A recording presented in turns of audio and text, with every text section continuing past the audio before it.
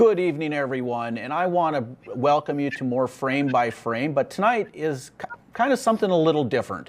Tonight we are airing our very first episode of what we were referring to as Difference Makers. And the point of the Difference Makers show is to really discuss and honor the legends of the game and the people who have, frankly, made a difference. And it couldn't be more appropriate that our very first show brings with us the legendary and very nice man, Mr. Johnny Petraglia. Welcome, Johnny. How are you tonight? I'm just great, Jay. Thanks for that nice comment. I appreciate it.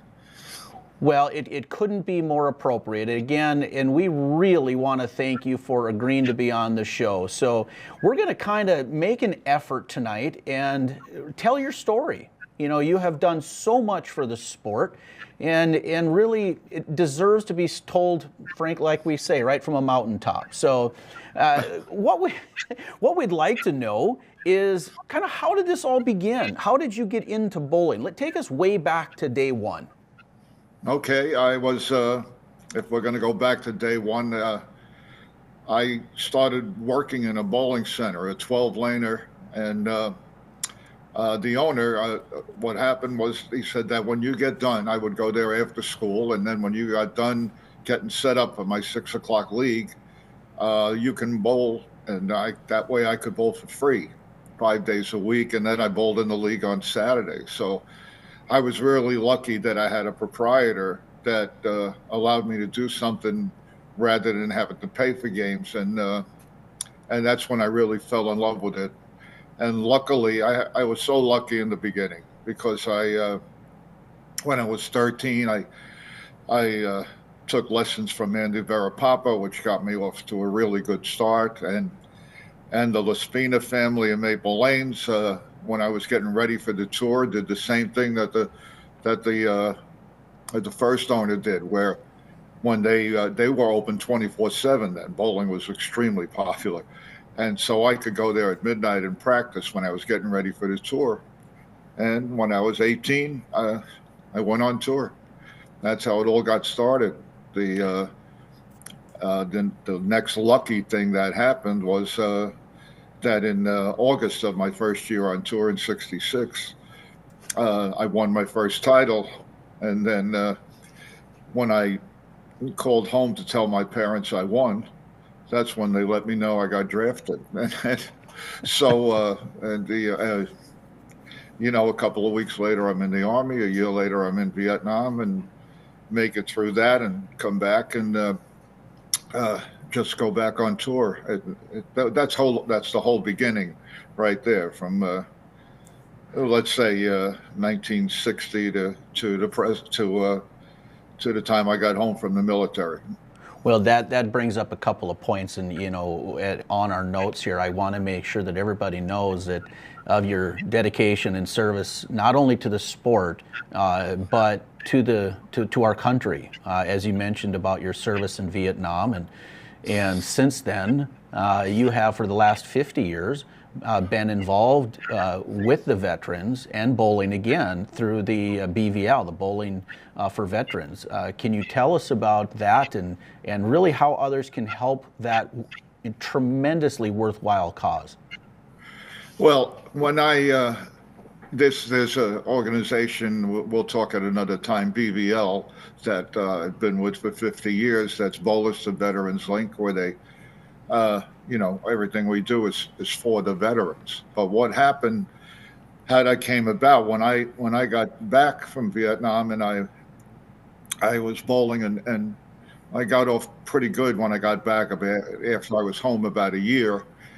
I got asked to go to Washington, D.C. to visit hospitals, and the people that were putting it together took one athlete from each sport and put us in twos. So what happened with me is they said that because you're of the people here that the least known, because the sport was the least known compared to football, baseball, etc.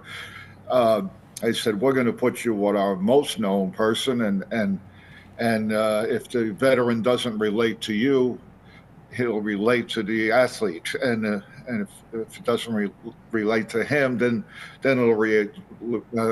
relate to you. So my partner ended up being Jesse Owens, and I got to visit hospitals with Jesse Owens, and he had already been doing it through World War II and Korea. So I learned a lot. I learned how to speak to the patients, everybody we were visiting, and it was really a great experience. And from there is when I found out about BVL and what it did for the veterans, and so I ended up joining with BVL as my career really got going in '71, and been doing it ever since. It's it's a labor of love when you get to that kind of thing, and anything that we can do for the people that protect us every single day is it's worth it, obviously. That story is amazing, and I've tried to do as much research, as I could on your career, and knowing of your partner, Jesse Owens, I had no idea about, and that is phenomenal.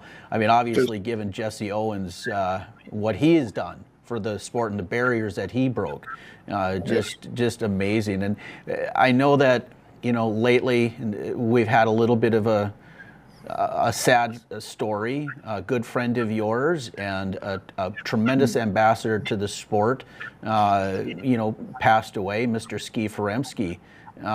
Tell us about that and about him. Ski, it's very sad that he's passed away, but Ski was 88 or 89 years old. When I got back from Vietnam and I went back on tour, I had met Ski before I left, and although I knew everybody, I got to know him very well. So we started rooming together, and I roomed with Ski for 3 years. And after the 3-year mark, I started rooming with Dave Davis and Dave Sutar because I had joined Brunswick staff. But 3 years with Ski, he was such a special person. He was meticulous and in the way that he bowled and the way he got into the game. And why, for instance, one of the things that he did is he said, what we will do on tour is that the day before the practice session, we're going to find out whatever town we're in, what's a good restaurant, and we're going to get dressed up, decently and go to that restaurant and have a good meal. And we can talk about anything except bowling. We have to clear our heads the day before. That's awesome. We would do that every week. And then the next day you go out and you bowl in the practice session, and it would be, and now it's all about bowling starting right now for that tournament. So, and that did help a lot. It got you, it did clear your head. It was so nice to have a nice quiet meal and just get ready for the next day. Well, I appreciate that. We're going to take a quick break. We're going to hear from our sponsors, and when we come back, we're going to hear more from the legendary Johnny Petraglia. Stay with us. At Gateway Building Systems, we provide unmatched service to all of our customers. Butler Builder understands this. We combine creative design capabilities with superior workmanship to deliver optimal building solutions. Our team provides insight that takes you from the ground up to build your future. Gateway Building Systems and Butler Buildings are designed for strength, durability, and longevity. We are here to build your project and maintain it for the next generation. Experience the homegrown goodness of Cass Clay Country, where life is made sweeter and healthier. For over 85 years, we've been crafting delicious dairy products from local farms for local families. Our recipes only use the freshest ingredients, from milk and butter to ice cream, sour cream, and cottage cheese. You can rely on us for superior quality and taste that your parents and grandparents will even recognize. It's a difference you can taste. Cass Clay, homegrown, pure goodness.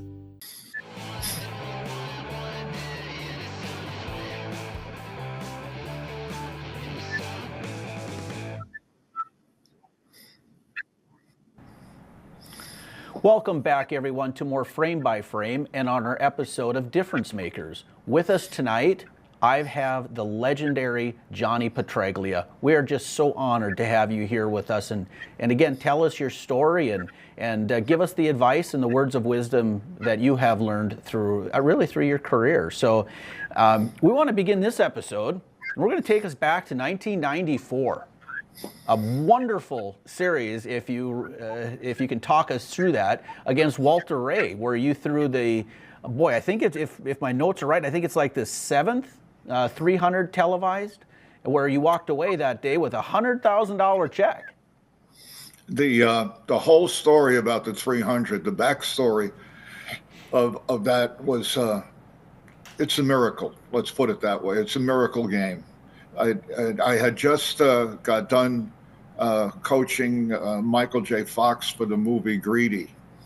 And we were doing an awful lot of bowling every single day. The more that you bowled, to try to get him to look like a pro was very important. So a lot of concentration in bowling went into it. And from that point, I went into Toledo. We bowled the national championship and Imperial Lanes. And as what happened was that we're bowling the practice session. And our rep on tour at that time was Ray Edwards. He lived out of Muskegon, and he was on tour. And we got on the lanes, and you know, I had a really nice reaction during practice, and a couple of different balls that were working, and everything was great. And then he hands me the Forest Green Quantum with a very aggressive drilling in it. And when I throw the ball, I have so much hook I can't get over it. And I said to Ray, Ray, when am I ever going to use this ball? He said, who knows? He says, just leave it in the locker room with your arsenal, and you never know if you're going to need it, if it's there. So I don't use that ball for the entire tournament. And then we get on the TV show, and I'm bowling, and the lanes are nice like they were during the tournament, but for some reason they start getting tighter and tighter, and everybody else's ball is doing the same thing. The lanes are changing. Don't know what caused the change, but they're changing. And now we're getting close to airtime. And Ray says to me, where's the Forest Green Quantum? I said, it's in the locker room. And he says, okay. And he knew where my equipment was. So he runs from 27 and 8, and the locker room was behind lanes 60, behind in 60. So he runs all the way there. He gets the ball, and he comes all the way back, and he gives it to me. And when I get the ball in my hand, the tournament director says, because I'm in the first match against Eric Forkel, the tournament director says to me, you'll get one more shot on each lane, gentlemen. And I look at Ray, and Ray tells me, he said, I want you to move way inside and stand on about 38, 39 with your feet, and look at 22, spread around there. And so I'm as deep as I can get. I'm just about on the ball return. And I make a shot, and he watches the ball reaction. I get one shot there. I get on the next lane, and he asked me to move a little bit deeper, which I did, and I got a decent reaction there. And he says, start there. And I bowl Eric, and Eric, the lanes got really tight. He bowls, I think, a 181, and I shot a 230, and to go into the match against Walter Ray. And when I get in that match, and I'm lined up pretty good, it's almost like I said, well, now I'm bowling Walter Ray, and he's not going to make any mistakes. And so I've really got to bowl the game that I can, the best game I can bowl. I got to really concentrate hard this game.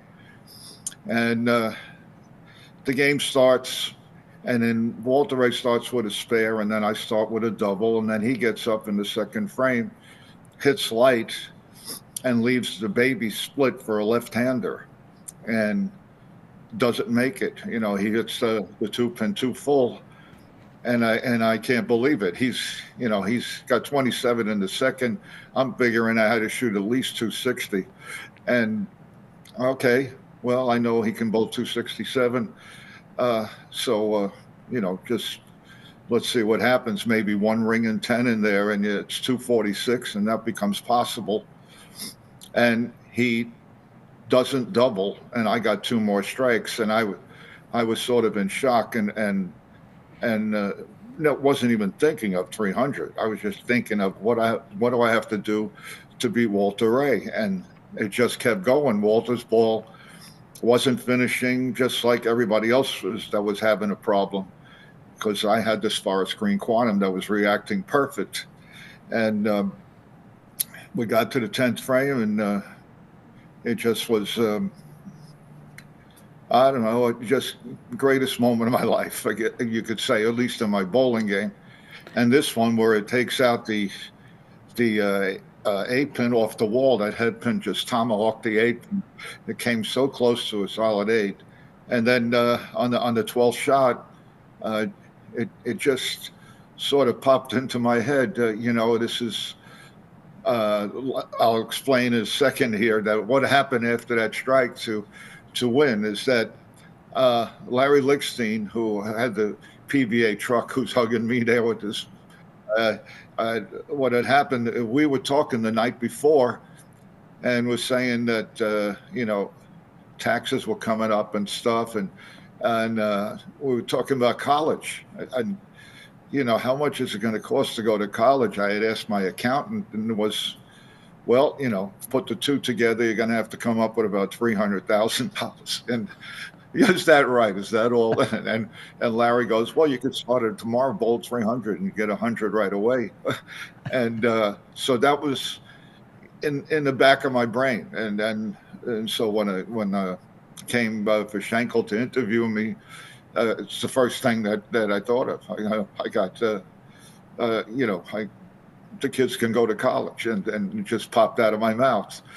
But if the whole thing is that, especially Ray Edwards, if Ray Edwards wasn't there, if Ray Edwards didn't drill that ball up without me asking, if Ray didn't couldn't run a little bit slower to get to that locker room and back, I would have got no practice shots and wouldn't have known where to start. So everybody and everything was in the right place at the right time. Well, we're going to take a quick break, and when we come back, I want to hear you tell the story about a very special phone call that you got after that match was over.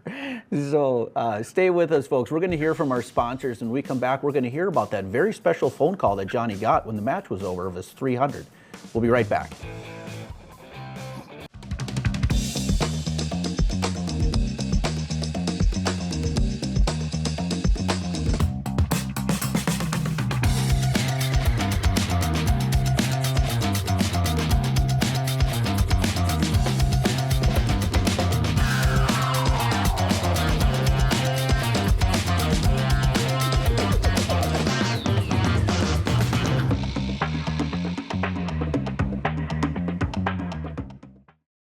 Relationships founded on trust.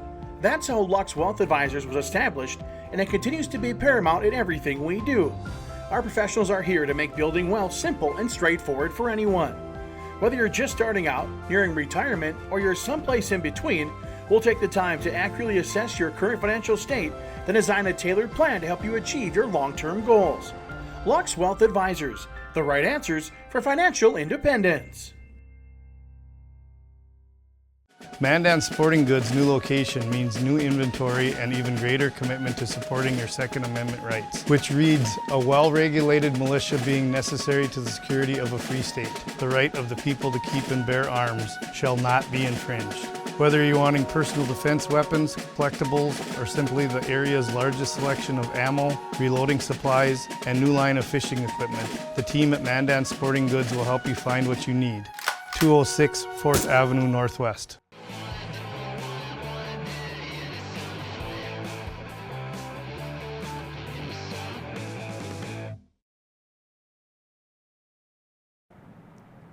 Welcome back to more Frame by Frame on our first episode of Difference Makers. And again, Happy New Year to all of you. We want to thank all of you for showing up tonight, and really our host, or our guest rather, the great Johnny Petraglia. Thank you, Mr. Petraglia, for agreeing to be here with us tonight as well. We're going to go back to the last segment, and after you shot your 300, I understand that you got what would be deemed to be a phenomenal phone call. Do you mind telling us about that? Okay, what happened after the 300 and after the show was over, and everybody's coming off the lanes, and I'm walking by the desk, and the woman at the desk says, line 4 is for you. It's the White House. And I said, no, it isn't. I said, it's a prank call. Just tell them thanks, but you couldn't get me, and hang up. And she's saying, well, they're very insistent that they're the White House. This isn't a prank call, and they want to talk to you. And I said, okay. And I said, but you got to understand this, that Bill Clinton isn't sitting in the White House watching the Pro Bowlers tour, and before we're hardly off the air, that I'm getting a phone call from him. It's not the President of the United States. And the lady behind the desk says to me that you're probably right, but just in case you're not, I'm not going to be the one that's going to hang up on the President of the United States. And so I said, okay, I'll take the call. And I pick up the phone. I said, hi, this is John. And on the other end, the gentleman says, John, my name is Joe Cirillo, and I own the White House Tavern in Chicago. And you don't know me from Adam, but the whole bar is going nuts, and we just had to call you up. It's very special. It was terrific. The last thing you expected to hear. You know, when I saw that and I read that, I thought, we have to find a way to, I mean, we've got to have good humor. We've got to find a way to bring that into today's interview. So 1971 was a year that probably will go down as the best year in PBA history. You had 3 consecutive, and I think you're still the only one that have 3 consecutive televised PBA Tour wins. Right. Tell us about that year. Right, the only one on national TV to have 3 in a row, and it still is. It still is the only one to have those 3. Mark Roth and Dick Weber did it, but they did it on the summer tour where there was no television. Well, Weber in the 60s and Mark a little bit later. And so it's one of those things that I'm proud of, because I was the leader in all 3, and I ended up beating 3 Hall of Famers, because I beat Earl Anthony in the first one, and Gary Dickinson in the second one, and Don Johnson in the third one. So it's one of those accomplishments that I'm pretty proud of. That I didn't have to go up the ladder to get there. That I was in the number 1 spot. Well, we want to pull up your career stats. I mean, and accolades both. It just is an endless list. And, you know, we've got 14 tour wins, 3 majors. I mean, the list goes on and on. And I think as well, you're one of 2 or maybe 3 that have won a tour win in 6 different decades. So that a Triple Crown winner. It just, like I said, the list goes on and on. Yeah, it is actually the 6 decades is just me. I don't want to like brag about myself, but like say Dick Weber has 6 decades, but the 6th one was a regional, where all 6 of mine were national events. And you know, it's like I said, I've just been really lucky. Everything happened right in my career. And but one of the other things that happened then was that you know, that's when Brunswick came into being, and I've been with Brunswick ever since. It's they've been like family over the 50 years. It's been terrific.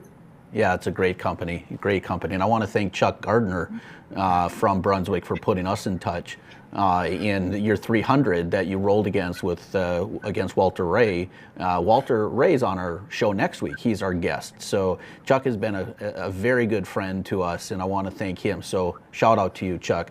So I want to show something here, two things quickly. I want to go back to the PBA 60 where you had the front 11. So we'll start with the first ball in the 10th frame. Here you are throwing the ball. Again, it looks like you have just an incredible look. There you go. You buried that one. That was flush. And then coming up on the 11th frame, and I know that there's a story about you in 298s.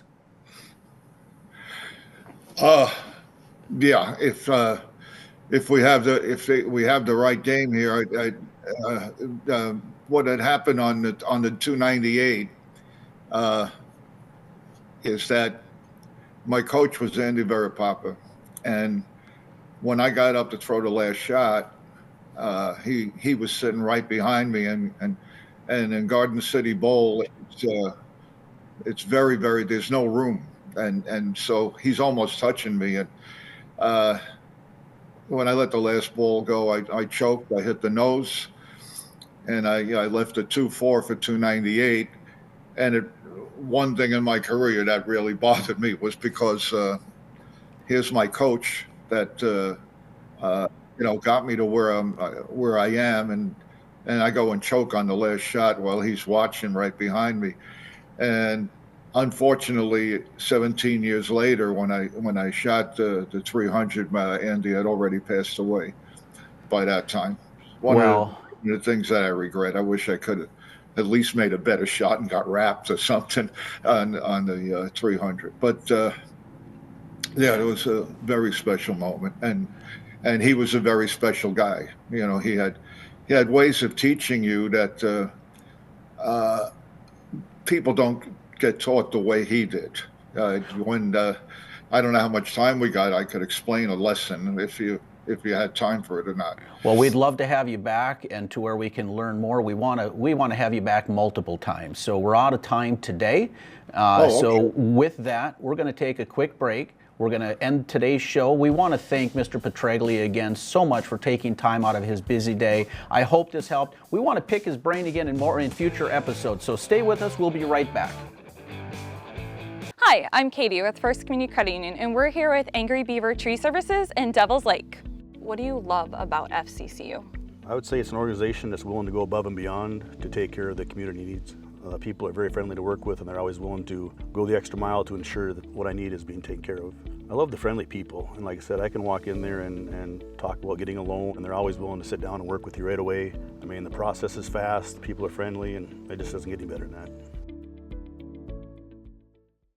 Are you looking for something special or one of a kind? At Bassett Motors, we can help you find exactly what you want. Come on in and experience how small town hospitality and personal service can make car buying a pleasure. We know interest rates are important to you. We have multiple lenders to negotiate your lowest payment. Visit us on Highway 281 in Carrington, North Dakota, and online at BassettMotors.com. Bassett Motors, where our customers send their friends. Welcome to the world of exceptional care and well-being. At Chubby Health, we believe in nurturing your body and mind and maximizing your potential. Trust our dedicated chiropractic team and the expertise of our skilled physical therapists. Embrace the future of rehab with stem wave therapy. Restore your body's natural energy flow with acupuncture and discover the power of nutrition with our expert doctors. And don't forget our specialized prenatal and pediatric care services. Put your health in good hands with Chubby Health. At Gateway Building Systems, we provide unmatched service to all of our customers. Butler Builder understands this. We combine creative design capabilities with superior workmanship to deliver optimal building solutions. Our team provides insight that takes you from the ground up to build your future. Gateway Building Systems and Butler Buildings are designed for strength, durability, and longevity. We are here to build your project and maintain it for the next generation.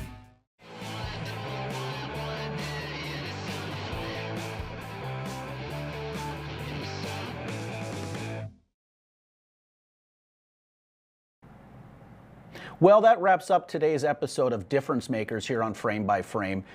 Before we left, Mr. Petraglia did ask me to send prayers and thoughts out to those that are kind of victimized by the California fires, which I felt was very kind of him. We want to be sure to thank our sponsors, I Am Bowling, Brunswick Bowling, Turbo, and Farmers Union Insurance for sponsoring today's episode. And before we leave, remember that nothing hits like a hammer.